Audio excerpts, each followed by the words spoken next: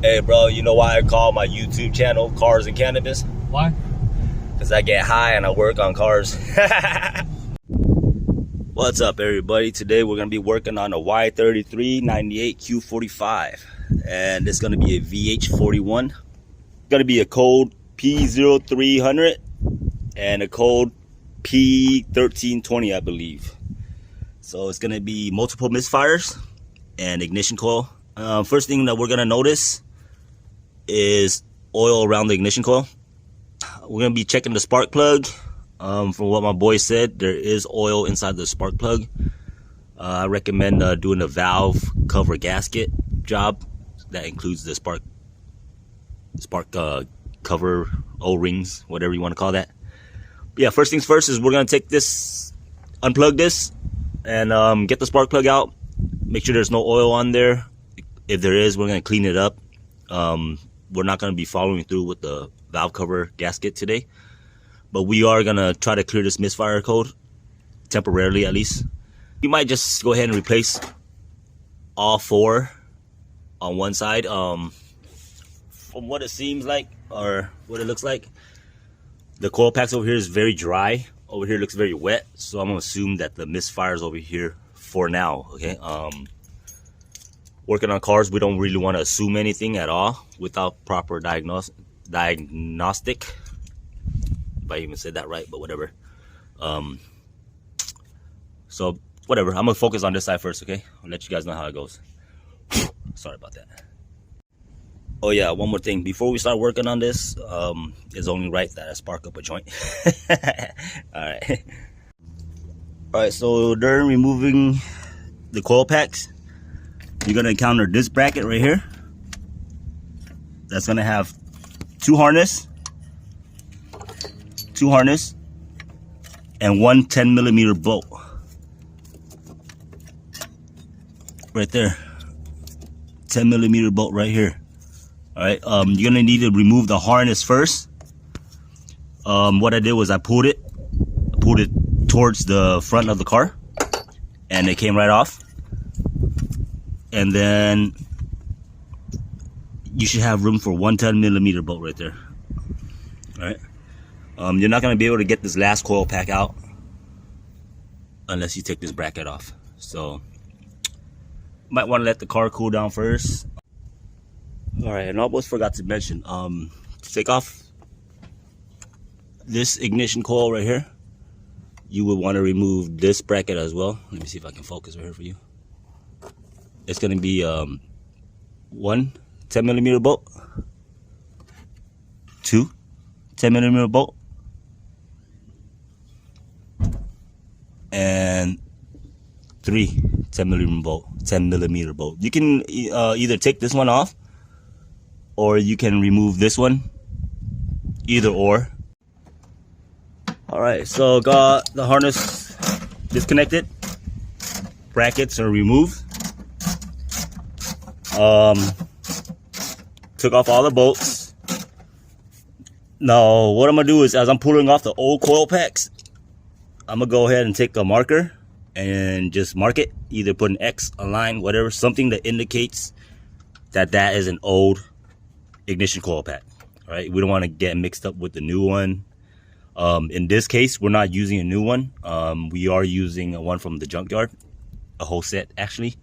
So I do not really recommend using old electronics or used electronics, but in our case, we're kind of stuck right now, so we kind of have no option. So what I'm going to do is I'm just going to go ahead and, instead of just marking it, I'm going to go ahead and number it by the cylinders. And I believe it goes 1, 3, 5, 2, 4, 6, 8. 1, 3, 5, 7. So it's 1, 3, 5, 7, 2, 4, 6, 8. I can be wrong on that, but I'm just gonna number it like that so I know for myself. All right. So what I'm gonna do is I'm gonna take them off and number them as I go. All right, as you guys can see, I got the coil packs out. What I did is I went ahead and numbered them. You can see the number 8 right here. Sorry about that. I don't know if you guys can hear neighbors walking their dog, but 6. So everything's numbered 2468. Everything's out. We're gonna go ahead and pull out the spark plug. Make sure there's no oil on it. I'm pretty sure there's gonna be oil on it, and that is probably what's causing the misfire. Another test you can do, if you have a specific misfire, let's say if your code says misfire in cylinder 2, what you can do is go to cylinder 2, pull out that ignition coil pack, and pull out any other random ignition coil pack, swap them, and recheck the code. Now, if that code says, let's say, misfire cylinder 4 now, so now we can confirm that the coil pack is out. Just by swapping it out, you can tell. All right. Like I said, in this case, there's oil spilled all over the place, so we're gonna go ahead and check the spark plugs first before we go ahead and just swap out these coil packs. All right. So I got the spark plug out. Let me focus for you real quick. I don't know if you guys can see, but there is oil, carbon right here, and the probe seems to be fine. Besides all this oil and carbon buildup, we're just gonna go ahead and swap them out. All right. So before we go ahead and swap out, we want to make sure we gap. This is PFR 5G. I believe you're supposed to use PFR 5G11s though, bro. Whatever, it's cool. Even though from factory it says they're pre-gap, me personally, I would still double check the gap. People do make mistakes. Computers do make mistakes. However the hell the gap is, I'm not too sure, but I double checked gaps from the factory before, and they do come off just by a tad bit. So we're just gonna go ahead and double check all brand new spark plugs before we throw them in. Now for the VH41, we're looking at 0.039 to 0.042. All right, so I'm checking the gaps. Just like I said, people do make mistakes, and everything is 0.040. This is 0.042. Now we're off just a tad bit. What I'm gonna go ahead and do is find a surface like this, and I'm just gonna press down just a little bit, and then I'm gonna use my feeler gauge again and check for the proper spec. Now if it's too wide, you can go ahead take a pair of pliers, go ahead, just grab this prong and just bend it down slightly. Okay, you're not trying to break it. It is very sensitive. They do move pretty easily. That's the reason why you have cardboard tubes around when it comes factory out of the box. All right, because just a little tap like this, it do move it. Just a quick pointer, quick tip, whatever you want to call that. Every time you work with any thread, screws, bolts, etc., hand tighten everything first. If you feel resistance, the moment you feel resistance, go ahead and back out so you don't cross thread. This is an aluminum engine block. You do not want to work on it while it's hot. Things will get stripped easy because it is aluminum. So if I'm tightening it right now and the engine is blocked, the engine block is hot, or in this case cylinder head, and if I tighten it down right now with force, things are gonna strip, things are gonna warp. So what we're gonna do is we're just gonna hand tighten it,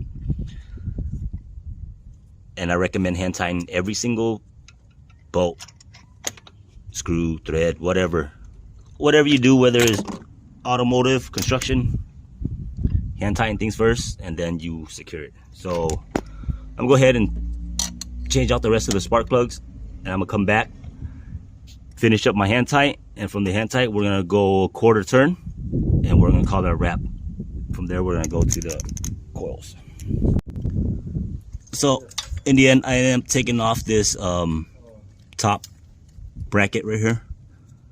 I should have done that in the beginning, so I could have kept the 2-piece as one, but it is what it is. It's only 110mm bolt, so I'm not even worried about it. Here's the tricky part, is getting your tool into this last cylinder right here. What I did was I went in between this ABS module and the ABS line. I went inside right here. I dropped my 3/8 ratchet in there, and that's how I'm planning to come out as well. So let me show you guys real quick so you guys don't get confused. It does get pretty confusing, but that's why I'm doing it, so you don't have to get confused. Let me just get this out. And I went just like that. Just like that. Bam. Oh my god, look at all that oil on there. Carbon buildup. Okay, so when I put it back in, I'm gonna go through this side, just like that as well. Alright, remember, ABS module and the ABS line go in between, and you can get your tool in there. So let's get this last spark plug on. Alright, so while I was working on this side, my boy went ahead and disconnected the air intake box. There is going to be two, is it 10mm? 10s. 2 10s right here. You want to take this off as well. You will see bolts along the way right here. But yeah, 2 10s right here. Let's see, we're gonna have to go ahead and remove this as well, these 2 bolts. Loosen this up, and might have to loosen this up. Oh, it's already loose. And these tubes too. And we're gonna disconnect these 2 tubes. I believe they're vacuums. Yes, they are vacuum tubes. And this 10mm right here, cars and cannabis. Yeah, so we're gonna go ahead and loosen all this up, take off the intake, and we're gonna go ahead and start on the other side. All right, so we got this intake box off. One thing I want to remind everybody is this is your MAF sensor. We do not want to expose it to any dirt, debris, oil, all that foreign contaminants. So what I'm gonna do is just put a rag over it. That's it. All right, so whole intake is out. My boy said he swapped out replaced the spark plugs on this side already, so we're not gonna even worry about that. We will be changing out the coil packs on here. Like I said, all 8, everything's disconnected. First thing you want to do is disconnect it, right? We don't want no live power going into anything. If you want to be safe, disconnect the battery, but in this case, disconnecting it from the harness point should be fine. With that being said, we're just gonna get this swapped out. All right, while my boys tightening up the air box over there, went ahead and double checked everything, let the engine cool down, tighten up all the remaining bolts and whatnot, and we're gonna go ahead and start this. Make sure that misfire code is off, p0300 and p1320, I believe. So with that being said, once the car is on, I'll let you guys know if that code is gone or not. We are expecting it to come back, just due to the fact that there is a leak inside his spark plug, O-ring, gasket, whatever the hell you want to call that. All right, so we were just about to kick off the car. Right when my boy started it, I heard this weird noise, and turns out his brother did his alternator and put on the bracket wrong. So what we're gonna do is we're gonna take off the alternator, take off the bracket, flip the bracket around, and get it on properly. Alright, so before we disconnect the alternator, before we touch with anything, any major electrical components, we're going to go ahead and disconnect the negative side of the battery. That way we don't short anything else, anything out. If you want to be sure, go ahead and just disconnect both sides, but based on my experience, the negative should be enough. Yeah, this doesn't look fun at all. We have to take everything out, unbolt the harnesses, loosen up the tensioner. Your tensioner will be right here. There you go, focus. Loosen it, get this belt off. The belt doesn't have to completely come off the fan. We will be replacing this in the near future, so that will be another video. But yeah, you're gonna need to get this belt off, which is the tensioner right here. And this stupid bracket, dude. I don't know if you guys can hear it. Yeah, we're not gonna let my boy drive off with that shit. All right. Oh, you can actually see it. Let me see if I can alternator off. Got the bracket in the right position. Yeah, what we did to hold the bracket into the right position before remounting it is I super glued. Laugh all you want, but that's the only way you're gonna get it, all right? I super glued the back of the bracket onto the alternator itself, just so I can get it into the correct position. Otherwise, it's just gonna be moving around. So, yeah, the point of the super glue is just to hold it in position while you mount it correctly. You're gonna need to disconnect this harness. You remove one bolt, and there's another one underneath here, so there's two total. You're gonna need to remove this. What we did was we just pushed this back before we did everything. Disconnected the negative, pushed everything back. It's gonna be a two-man job if you don't want to remove this hose right here, the radiator hose. So what I did was I just pulled it back from my boy. Bolt's down there too. And then like I said before, your tensioner bolt was right here. And this 14 millimeter right underneath the pulley right here, okay? That's gonna be the main one. The hardest part is gonna be getting that bracket on, but like I said, just super glue it. Be patient, give it like 5-10 minutes. And then we got it. We'll be replacing his alternator belt, fan belt, whatever you want to call it. It is ripped a little bit. That's for another video. We're gonna have to remove this bracket right here. So until next time, guys. One more thing before we go, we're just gonna get it started. Make sure the p1320 code and the p0300 code is gone. Yeah, from there we should be all right from there, huh? I'm fucking like repeating myself, bro. Go, start it. Oh, we gotta plug the sensor back in. Hold up. This shit here.